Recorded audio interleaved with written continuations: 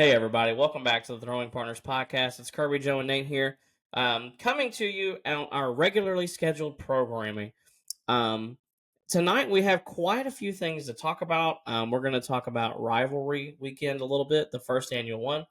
We're going to talk a little bit about how three managers got fired, and it's really has nothing to do with the way they were managing. And then we might talk a little bit around the league and how our teams are doing as well. So kicking things off this weekend, Major League Baseball had their first annual rivalry weekend, and some of these teams are not really rivals. For instance, the Braves and the Red Sox, not really rivals. They just used to share a city 100 years ago. Um, so not really rivals there. But then you had some that were actually pretty decent. Like recently, the Astros and Rangers series has been really heated, so that's actually a pretty good rivalry. Um, some of these are just not doing it for me though. You had like Pirates Phillies. That's not to me. That's just not really a rivalry. Um, there's no real beef between those teams. The Pirates suck. Um, some of these just that they're not doing it for me. What do you think, guys? I'm not feeling a lot of these. So I think they hit the nail on the head with the Lone Star series being this weekend, but I also think that you could have kind of thrown the Astros Mariners rivalry in there. Both teams don't like each other, and both teams have gotten into it with each other quite a bit in the last couple of years. But that also is the same for the Astros and the Rangers. But it just feels like this was more or less MLB proximity weekend and less MLB rivalry weekend. Because when you really think about it, I know the Subway Series is a really vaunted series as well. Both teams don't like each other, but when you think of MLB rivalries, what comes into your mind? Like, what is the first thing that comes into your mind? Oh, It, it's it's Red Red Sox Sox Yankees. Yankees. Yes, It's Dodgers Red Sox Yankees. Padres. That is Yeah, exactly. Dodgers, Padres, Red Sox, Yankees. You know, like I said, Astros, Rangers, which we got this weekend. But those are three rivalries that are easy. Like could have easily been scheduled this weekend, and we only got one of them because we had the Subway Series with the Mets and the Yankees, and then we had the Dodgers and the Angels playing. But we could have had, Dodgers, Padres, Yankees, Red Sox. We could have had Braves, Mets, which is another great series, or Braves, Phillies. The Mm-hmm. Braves played the Red Sox. That's not really rivalry. I mean, come on, guys, let's be for real. There are some other teams in there. I was throwing out. If you went the route of Astros Mariners, you could have done Rangers Blue Jays, which it's a Mm-hmm. rivalry that kind of had its comeuppance in 2015, 2016. There are a whole multitude of different rivalries that we could have gone to, but instead we went to Minnesota and Milwaukee and St. Louis and Kansas City and Tampa Bay and Miami. And, if you kind of follow what I'm getting at, it's really, these teams are really close to each other, and let's give them a break on the travel in the middle of the season. Let's lighten the load on the travel. So, we're going to use this weekend as an opportunity to cut travel down. And it's really not a rivalry weekend. Mm-hmm. Like I said, there were a few in there that kind of hit the nail on the head, but outside of that, it was a little lacking. I agree. Nathan, you mentioned that the White Sox and Cubs actually their fan bases actually hate each other. Can you kind of enlighten us on that a little bit? Because we're from the South. We are not from the Midwest. Yeah.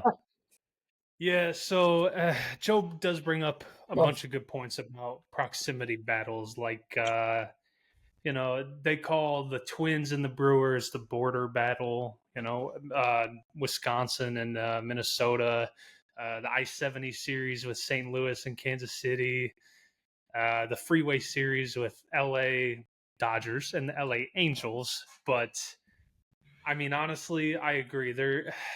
Most of those are not really rivalries. They're just teams playing against each other. But um, like you mentioned, Kirby, when it comes to the Southsiders versus the Northsiders, It is a rivalry that is engraved in everyone's heart. There has never been a point in probably the history of Chicago sports where a White Sox fan was rooting for the Cubs or a Cubs fan was rooting for the White Sox. Most often, they are doing nothing but talking the worst trash about each other. I remember vividly 2016 playoff run. I was here. I was in high school. And when the Cubs are in there in the World Series against the Indians and it's set, one of my teachers, diehard White Sox fan, we're sitting there having a conversation about it, good old lighthearted, and he goes, "Oh, we have to root on the Indians because we need to hope that the Indians show that our division has strength." And to me, it never really made sense because number one, I'm a Tigers fan. I hate the hell out of the Indians. And number two, we live in a Chicago suburb. Like Wrigley Field is like 50 miles away. Why are we not rooting for the Cubs? It's been 108 years. So yeah, it's unlike all of those other series. It's not just proximity hate. It's about turf. It's about bragging rights. It's about winning. They take it seriously. Nathan, I have a question for you. I know that you live Yes. like in Northwest Indiana, correct? Correct. How close are you to each stadium? Because you said you're about 50 miles from Wrigley. How close are you to the south side? Yeah, so the distance to Wrigley is an approximation. I could get you a number right now.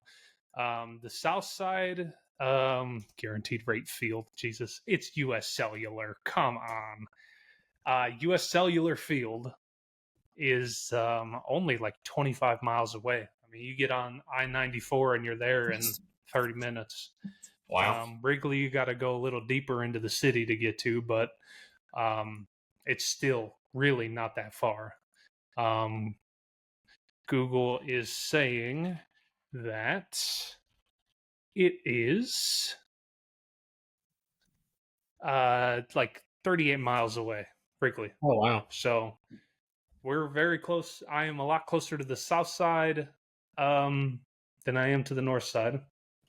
But still, within driving distance, within train distance, it's very, very easy to travel to both of them. That's awesome. Well, I think we've kind of wrapped up how we feel about rivalry weekend. The next thing that we kind of wanted to hit on was how before the end of May, we've had 3 major league managers get fired for essentially nothing to do with managing. Because you've got Bud Black, who got fired by the Rockies. You've got Derek Shelton, who got fired from the Pirates head job. And then you've got Brandon Hyde, who just got fired this weekend from the Orioles gig. So I feel horrible for all 3 of these guys. All 3 of them were put in an absolute no-win, literally no-win situation. The Pirates did nothing to help Paul Skeens. They got Tommy Pham and Adam Frazier over the offseason to quote-unquote help the offense. The Orioles also pretty much did absolutely nothing because they got, 68-year-old Charlie Morton, and then they got a guy from Japan who I can't say his name. I'm not really sure, but he's been just mediocre. So they did nothing to replace Burns, and then you've got the Rockies, who are right now still on pace to be the worst team in MLB history after the White Sox just set that record last year. There is a solid chance that the Rockies may not win like 35 games this year. Like they're not really even in striking distance right now.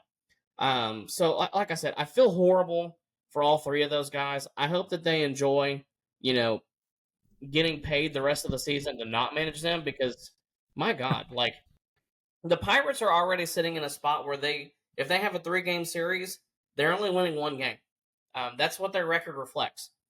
the Rockies are sitting right now. If they had a 4-game series, they might win one or might not. So it just horrible situations. I don't know what Major League Baseball has to do to make these owners spend, but there's got to be some kind of strong arm move or more compensation to draft picks or something. Because what's going on right now is really just not acceptable because we've got some, you've got a lot of teams right now that are playing 500 ball. You've got a few teams like the Tigers who are actually playing really well. But then you've got like 3 teams that are absolute. I mean, they're awful. I mean, they're terrible. Not to mention the Marlins are not good either. I don't know. What are y'all's thoughts on this whole situation with 3 managers being fired? 45 games into the season. Well, it's not a surprise that the Rockies and the Pirates parted way with their managers. They were never going to be good, but that's an upper level management. That's an ownership problem. That's an organizational problem, and that's not to say that the Brandon Hyde being fired from the Orioles isn't, because that he's kind of put in a bad situation because of the roster construction and the fact that they lost Anthony Santander, they lost Corbin Burns to free agency, and they did nothing to address their starting pitching. Everybody knew going into the season that was their Achilles heel. That's been their Achilles heel the last 2 years. And they did nothing. They did not address that at all. And I've had this rant before. It is so frustrating. This should be a core right now with the Orioles that you're almost starting to talk about them like the golden era of the Astros. Like, that's how set up they were for success. All they had to do was go out and spend some freaking money, invest in the team. And now they're sitting at what, last in their division? Because they didn't go out and spend money. I mean, let's be so freaking for real.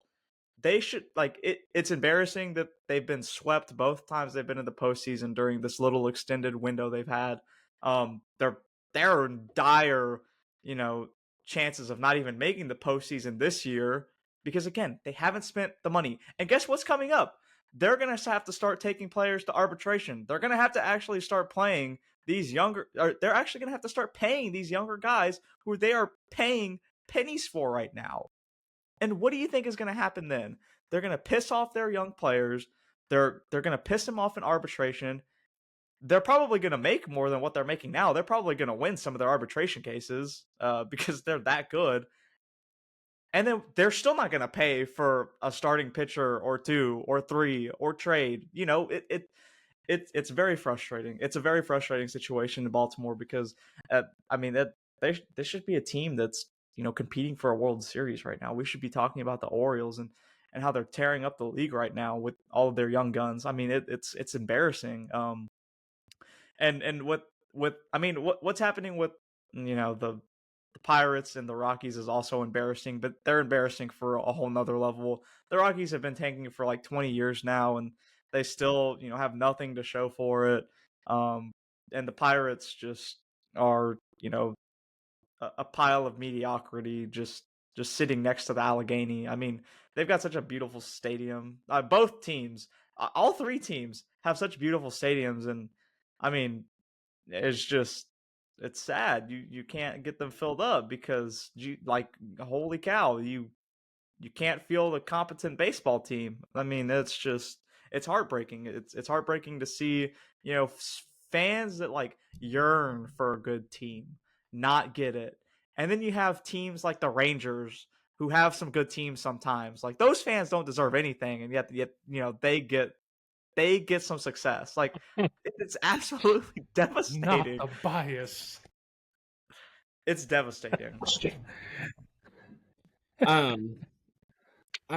think it's really interesting what you said, Joe. I just wonder right now because you're seeing guys like Adley Rutschman play at a historically horrible rate for himself. He kind of took the league by storm when he came in. He had a good second year, and then what we saw last year, not great, and it's just kind of flowed over into this year. And I don't really know what the problem is with this guy, but the sample size is getting bigger. and I'm just not sure if he's the star that everybody thought he was. Um, it's Well, really tough to I will see. I I will say I would probably hit like crap too if every time I had to go out and step onto the field, I knew I had to catch a pitching staff that's in dire need of an upgrade. I mean, that's just so disheartening. I mean, how do you go up there, have to catch 9 innings, and then you also have to step in the box, 3 or 4 times a game, Uh, knowing that your team is probably at a disadvantage because your upper management, decided they didn't want to spend the money. Now I know that that's not how he approaches the game, and this is just talk, but I It's a lot of mean stress, though. psychologically, and baseball is like 90% mental. Psychologically, that's got to take a toll, knowing that you have put in the work. You put in the work every day, and yet you know that you're at an automatic disadvantage because your pitching staff is god awful. I mean, that has got to take a toll on a player, especially someone that grinded through the minor leagues, who was that top ranked prospect. He was supposed to be the savior of the team. They've been swept 2 years in the postseason. He probably feels that pressure. And then you got to go catch one of the worst pitching staffs in the league.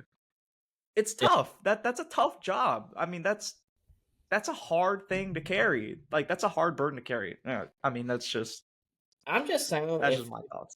if they want to have a soft rebuild at the trade deadline, and they're looking to shop Holiday or Henderson, the Braves would happily 1,000% trade half the farm for either one of them. I'm gonna let you have whoever you want, not named Drake Baldwin. Because boy, we could sure use a shortstop. I love Nick Allen. I love his glove, but hot damn, I'd sure love to have Gunnar Henderson, man in the show over there. Or even Jackson Holiday right now. That'd be an awesome one to let develop over there at short and play every day. Um, I don't know about Yeah, you. I think if that happened, I think we would be talking about the ashes of Baltimore Stadium. It just slipped my name. Camden Yards. Yeah, Camden Yards. Yeah. No, I mean we would be talking about how the city of Baltimore burnt the stadium to the ground because, my God, you would be giving away so many years of team control uh, for for a reset when this was supposed to be the window. This was what those historically bad Baltimore teams were supposed to, bring to greatness. And then you just give up in the third year. That would be crazy. That would be insane. definitely. Well, the Orioles may suck, but two out of our three teams have actually been playing exceptionally well lately. Nathan, you want to talk a little bit on why the Tigers have played well, or how they played well? Because right now, I believe they have the best record in the league. Am I correct? You would be correct. Hot diggity dog. Well, let me double check myself right here. Yes, okay, I can't officially say this. We are the only team right now with 30 wins. We are the only team right now with 31 wins. And we are currently 5 games ahead in the division, which is a lot better than I thought would end up happening. But let's be honest. Let's not think too much about what's happening here. Everybody knows recently what's been going on. The reemergence of a certain shortstop's career in center field. I'm going to start chalking it up to the glue. I think, honestly, when we hired AJ Hinch, that was the start. We started formulating the glue. And now I think I have to take back all the Javier Baez slander because I feel like there's nobody more glued to this team now than Javier Baez. Like, we've homegrown a whole bunch of talent. Riley Green, Tarek Skubal, Alex Faedo, Spencer Torkelson, Colt Keith, Jace Jung, Terry Carpenter, but all those guys, they played really well in the offseason without Javier Baez, but Javi Baez this year being teamed up with Gleyber Torres, is killing the baseball. I mean, let's think back to 2-3 months ago now. We're talking about who we think's taking the AL pennant. What team do we pick?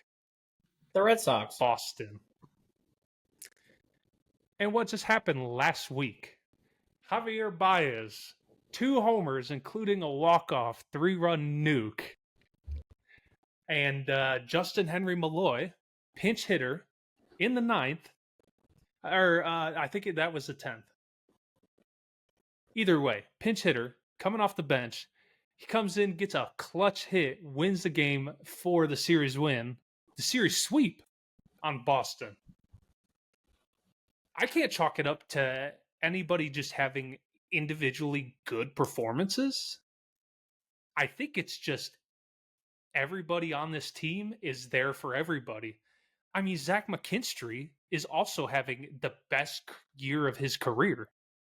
He was always just the regular util man, like hitting 8th, 9th in the lineup. AJ Hinch had him hitting 3rd today. Like, there is just something about the city, about the team, about the players that is just gluing them together. They're playing for the city, they're playing for the fans, and I think that's all I could chalk it up to. I mean, you guys know we don't have any huge names besides Tarek Skubal. We have a bunch of pretty good guys, but no superstars by any means. So I think it's just these guys are coming out every day, playing for the D, playing for their friends, their teammates, their families. Hey, yo, Joe.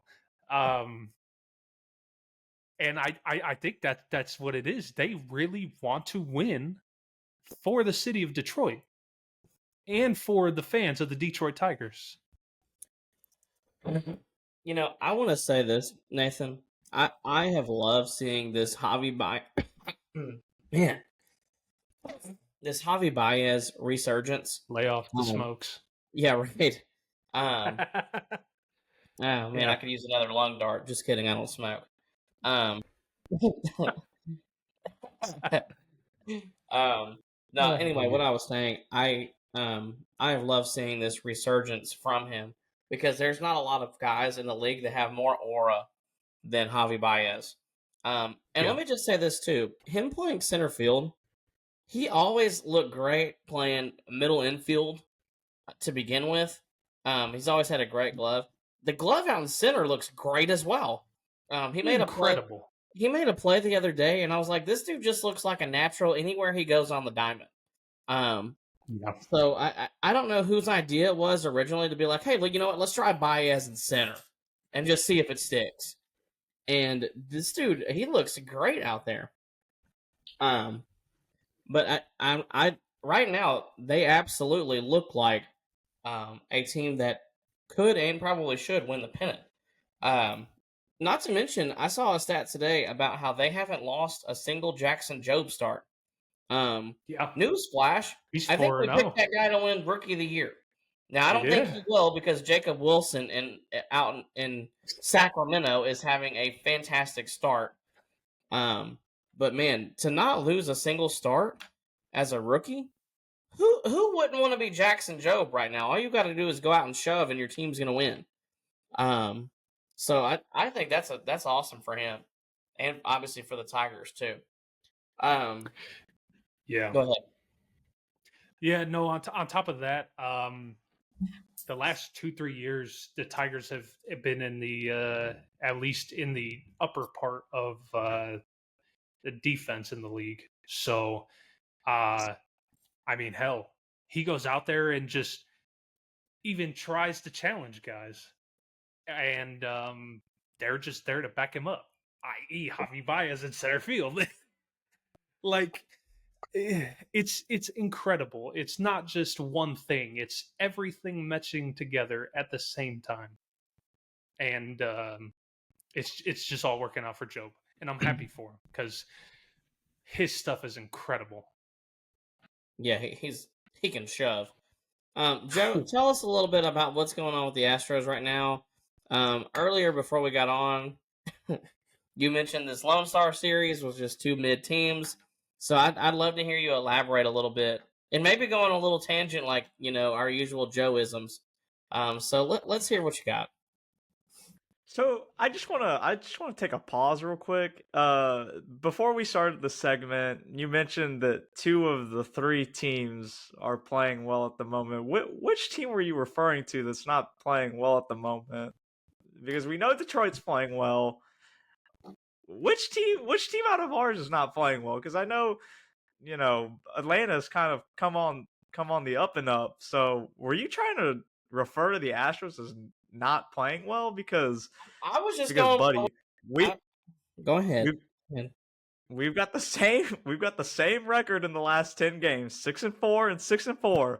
And I don't know if you know this or not, but the Astros have a higher run differential than y'all. So I don't know what team you were referring to, but yeah, I said they were mid, but let's put the brakes on right now. They're doing something right now, and they're doing it without Yordan Alvarez. Isak Paredes has been absolutely carrying the team. Christian Walker is we've started to see some better signs that Christian Walker has figured it out. Yainer Diaz is hitting a lot better than he was to start the season. Now that does come with a caveat that Jose Altuve has fallen off an absolute cliff. We don't know where his offense is at. He's playing decent defense, but his offense has absolutely died. Jeremy Pena is having an all-star caliber season as of right now. He has been phenomenal. Him and Jake Myers have been the biggest surprise on this team, um, along with Zach DeZenzo. And Cam Smith has played decent. He hasn't played, he hasn't been that superstar that I know is in there. He's been better as of late. I think he made an adjustment to a swing, where he's not holding the bat so straight. He's kind of holding it a little tilted.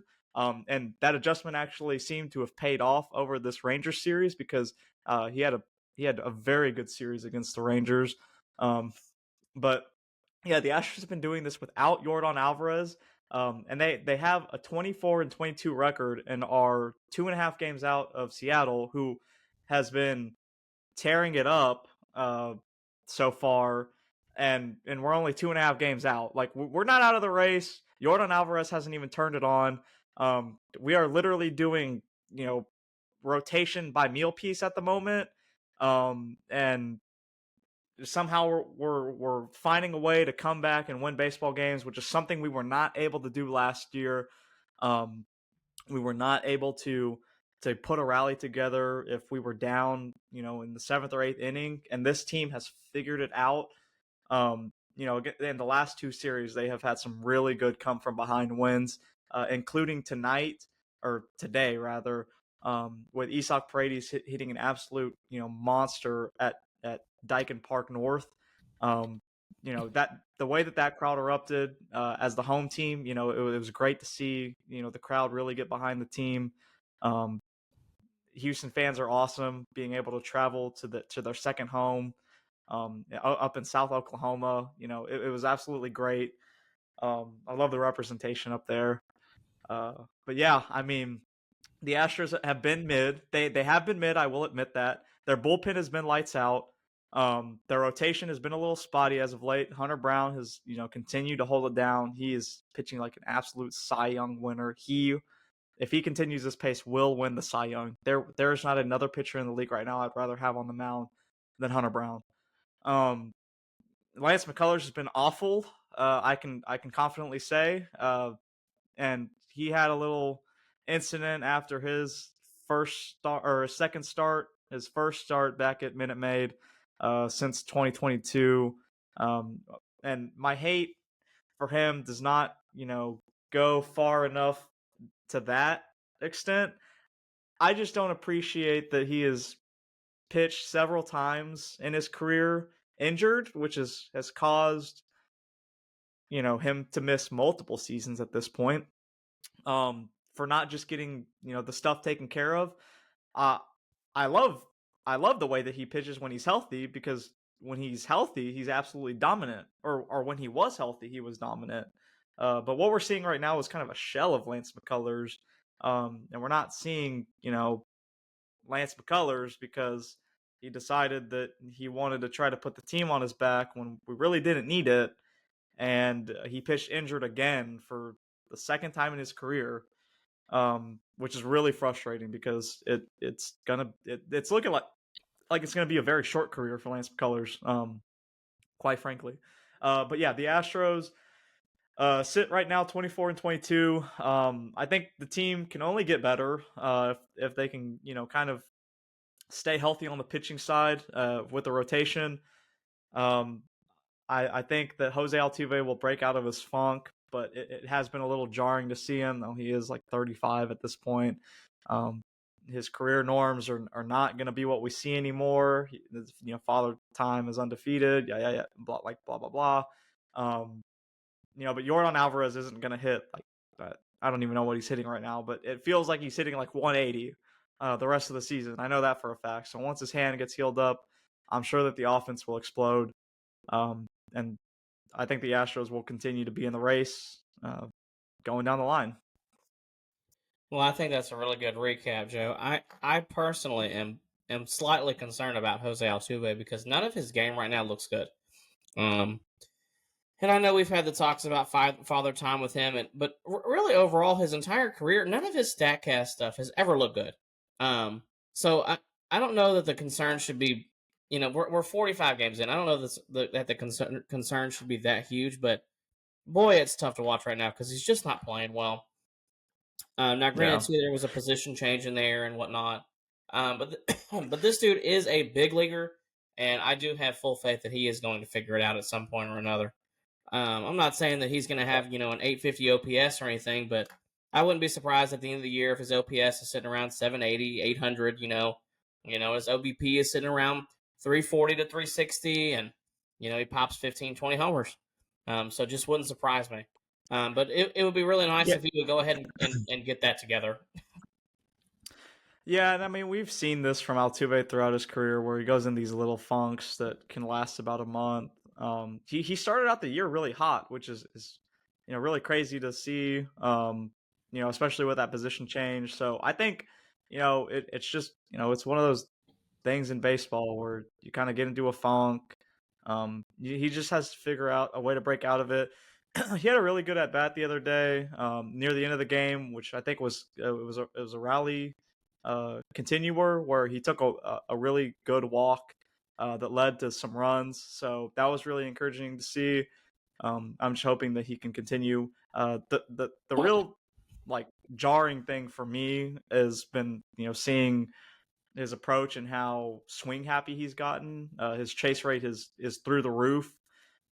Which we've seen increase over the last 2 years. I would like to see him be more patient because when he was prime Jose Altuve, he was also taking his walks. He was being aggressive, but he was still taking walks at a pretty decent rate, especially 2019, 2021. So I'm just hoping that he can kind of, figure that out again and kind of get back on that track. Definitely. Well, that's a great recap, Joe. Now, I mentioned that two of our teams have actually been playing well, and I'm going to tell you why. Because over the last 30 days, the Braves have the best record in the National League at 18-10. They're also, during that span, have the third best record in MLB. So I overall pretty pleased with the way they're playing. Now, I think Brian Snitker has cost them 2 or 3 games this year, but I don't really want to get into that because overall vibes are good and the boys are playing a lot better.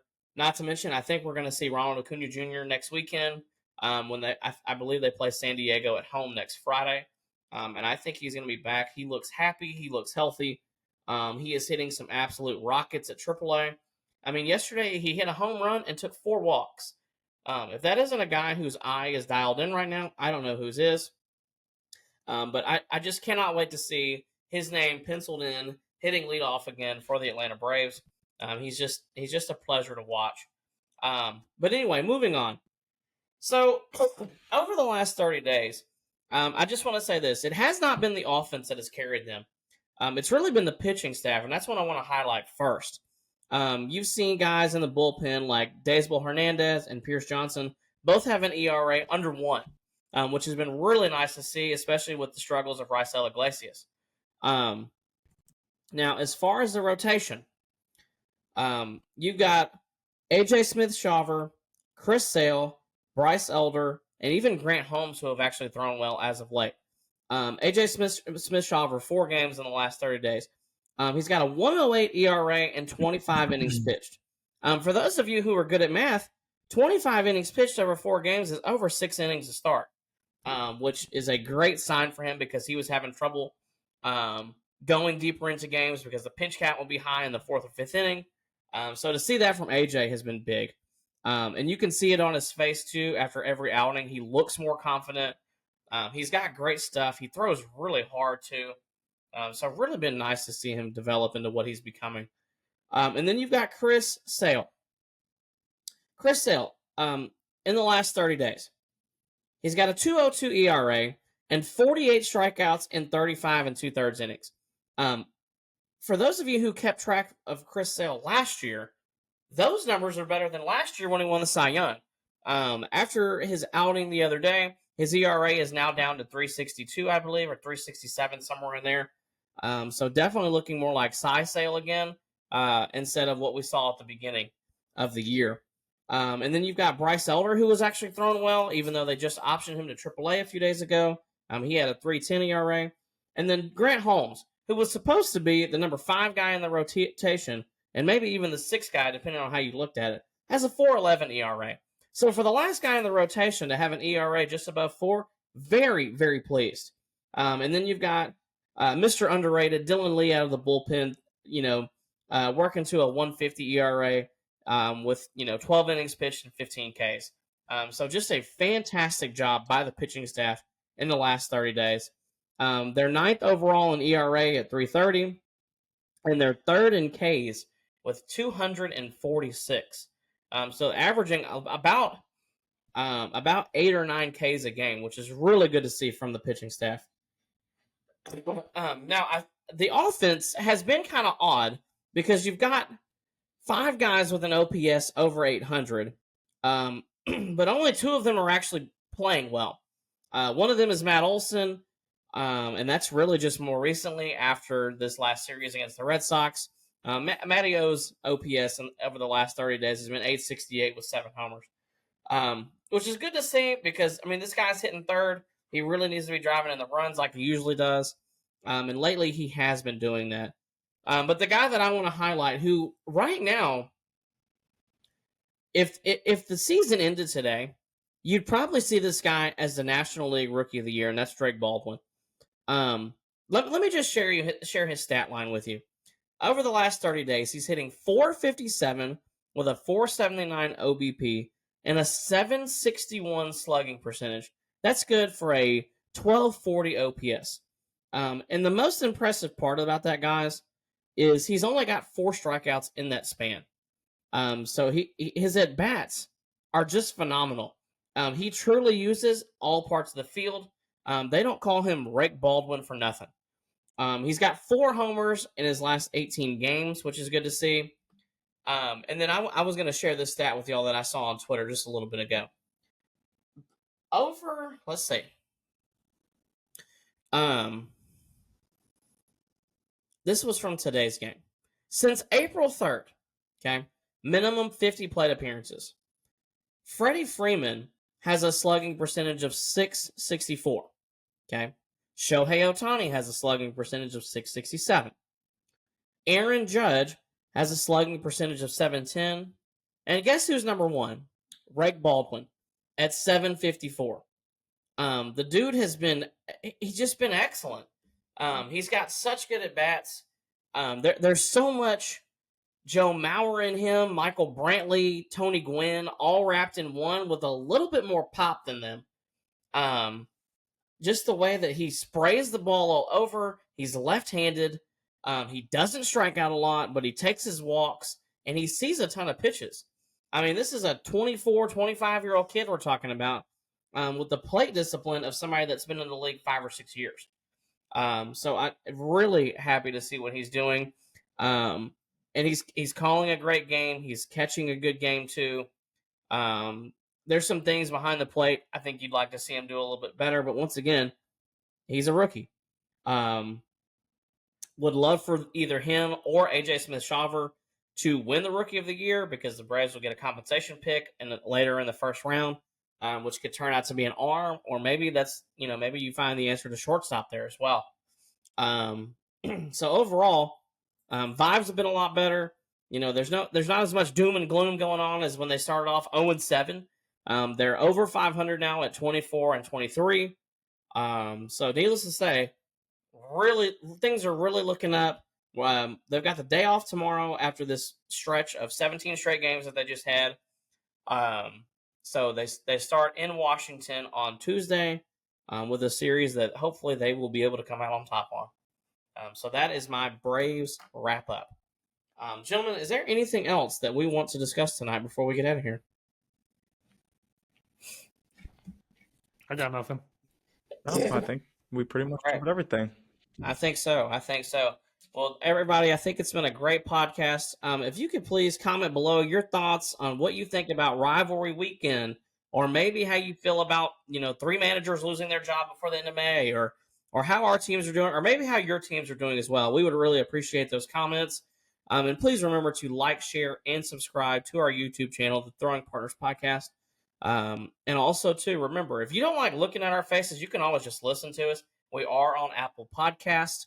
And those 5-star reviews really help the show and get it more seen to the public. So thank you, everyone, for the support. We do appreciate it. Have a great night.